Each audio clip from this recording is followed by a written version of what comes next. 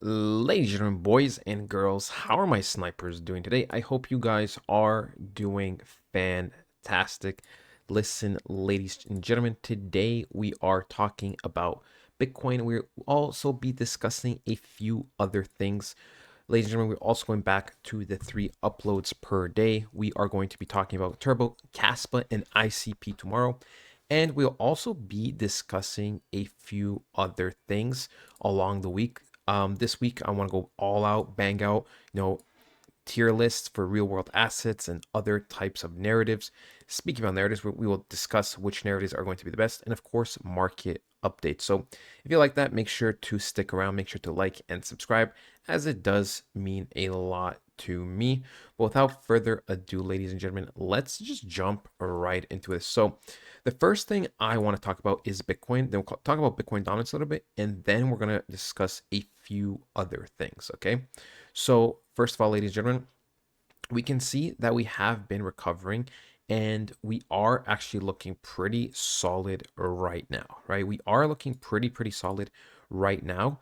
And if we go and break it down, right, we are on the 4 hour, we can see that we've had this bottom over here, higher high, sorry, higher low, higher low, higher lows, and we are continuously pushing to the upside, right?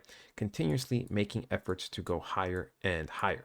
Now, the only reason why I think there's going to be a little bit of a pullback at the minimum is because, ladies and gentlemen, if we actually go to this chart over here, we can see that I already have it drawn out, right? I did this for the private community much earlier. So I'll discuss this right now in a little bit of detail. We can see we have this gap over here, right? We have this gap where we are roughly, 84 to $85,000 gap. So we will be coming back down a few $1,000s. We also did retest perfectly off of this candle over here. And now I do expect a little bit of a sell-off. Now, I do believe we should be able to hold, right? We should be able to hold the line. The only thing that I'm always concerned about is once we start having too much structure where we are kind of in a trend line, that always creates some kind of liquidity, right? For it to get swept.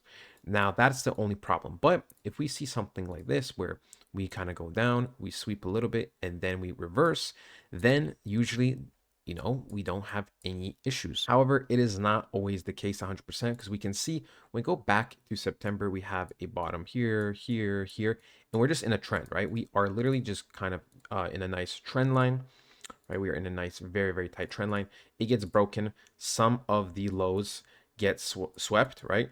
Some of them get swept, like the ones over here. This gets swept, but then like even this level, this, or this doesn't get touched at all. And we can see we have a very nice recovery, and then we just blast off, right? So we can get very, something very similar, but we do have to be paying attention. Overall, I don't expect any big, like, wow, green, absolute green candles to the max. Just because the thing is, people, right? The thing is that we are also ending the quarter 1 candle, which I do expect it to be something very, like this, more or less, right? Overall, this candle's purpose is the retest off of, the pump we just had.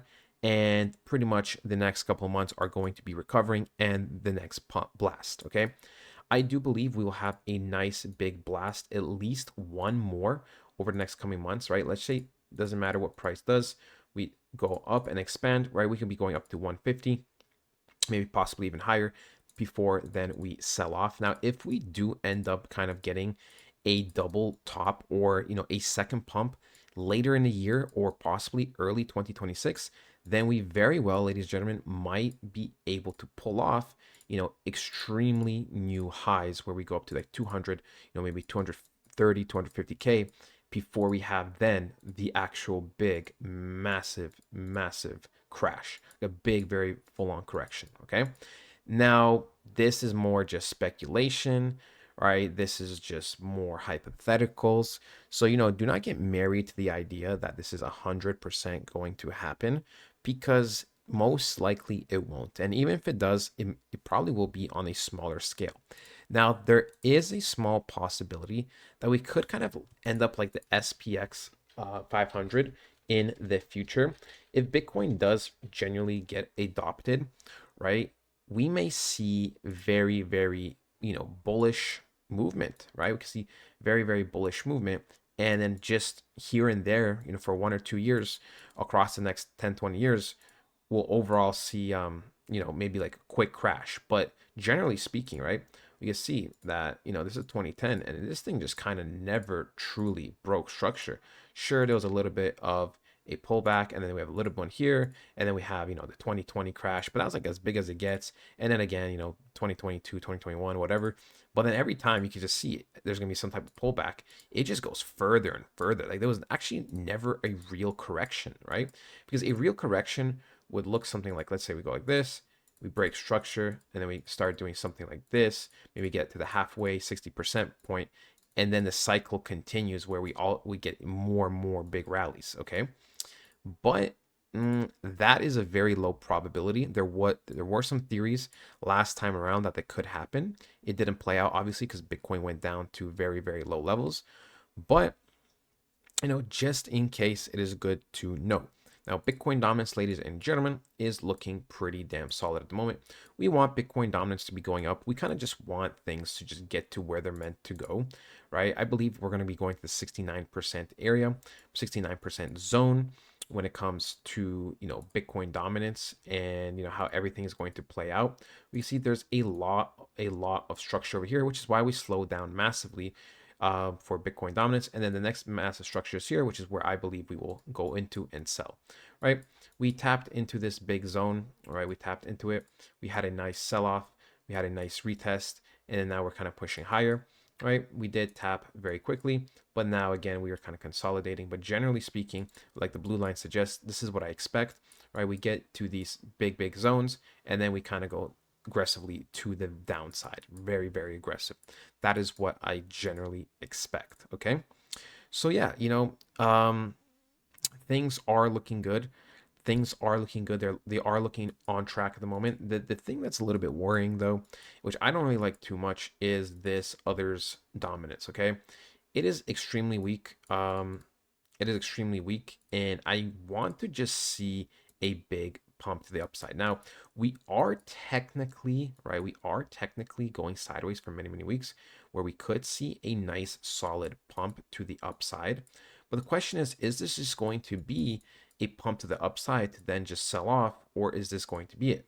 Because there are a few scenarios. So one scenario is that we just are super, super weak, and then we start losing momentum. We go back down to 0.25% dominance, which means altcoins probably drop like 50% more than what we are now. And then that's when we get to start getting the big massive corrections, the big rallies very quickly, right? Or, number two is a possibility of we hold, we break structure, and then we continue to go to the upside, okay? Possibility number three is that we go up here, we consolidate, sell off, and then we go lower. Okay. So, things we have to keep in mind. We will continue to monitor stuff. Overall, I do think it is a very, very great time to be buying. I think it's a great time to be taking a risk, even if hypothetically things can drop a lot more. I don't think they are going to necessarily. So, yeah, that is it. Pretty much it, ladies and gentlemen. I hope you guys did enjoy, and I'll talk to you guys next time. Goodbye.